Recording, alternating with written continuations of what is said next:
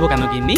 আসলে আমার পেটের ইঁদুরগুলো না বড্ড লাফালাফি শুরু করেছে, যেন মনে হচ্ছে এক্ষুনি পেটটা ফাটিয়ে বাইরে বেরিয়ে আসবে। তা গিন্নি, তুমি এত সকাল সকাল কোথায় গিয়েছিলে শুনি? কোথায় আবার যাবো, গিয়েছিলাম বাগান থেকে কিছু ফুল তুলতে। কাল যে সরস্বতী পুজো, তাই আমি আগে ভাগে কালকে পুজোর জন্য সব জোগাড় করে রাখলাম। হ্যাঁ, তা তুমি এত ফুল দিয়ে দিবি বই কি, আরে তোদের জন্যই তো এই সরস্বতী পুজো। তা হ্যাঁ রে গুলটে ন্যাপলা, তোরা যে অঞ্জলি দিবি তা এটা জানিস তো যে সকাল থেকেই না খেয়ে থাকতে হয়? হ্যাঁ দাদু, তা আবার জানবো না? আরে দাদু, আমি তো ভেবেছি যে আজ থেকেই না খেয়ে থাকবো গো। কেন কেন?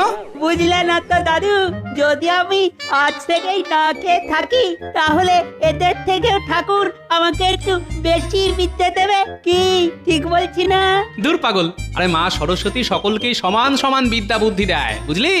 জানো তো দিদা, কাল না আমি একটা টুকটুকে বাসন্তী রঙের শাড়ি পরবো, ভালো হবে না? হ্যাঁ রে পুটি, তোকে না খুব মিষ্টি লাগবে রে। সে না হয় হবে, কিন্তু আমার যে খিদে পেয়েছে তার কি হবে? ওসব খাবার টাবার হবে না। হ্যাঁ, কাল সরস্বতী পুজো না, আমার মেলা কাজ আছে, আলপনা দেওয়া। তাই পারলে আজ না খেয়েই থেকো, তাতে যদি একটু বুড়িটা একটু কমে। অগত্যা চলি রে ন্যাপলা গুলটে পুটি, আজকে সারাটা দিন না হয় রাজসভায় জল খেয়েই কাটাবো।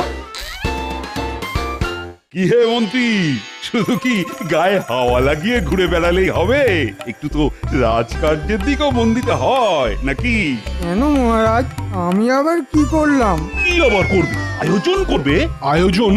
কিসের আয়োজন মহারাজ? আরে আহম্ম, এটাও কি জানো না যে কাল সরস্বতী পুজো? ঠিকই তো। তাই পুজোটা যে কিভাবে সুসম্পন্ন হবে তা কি কেউ ভেবে দেখেছেন? ওহ, তাই বলুন।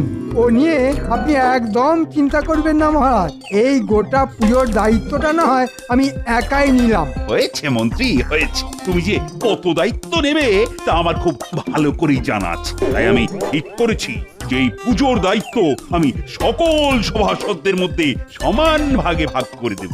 তা কে কি দায়িত্ব পালন করবে মহারাজ? কেন গোপাল, তুমি ঠাকুর আনবে, রাজবৈদ্য তুমি ফল আনবে, আর বিজ্ঞানী তুমি ফুল আনবে। মহারাজ, আর আমি?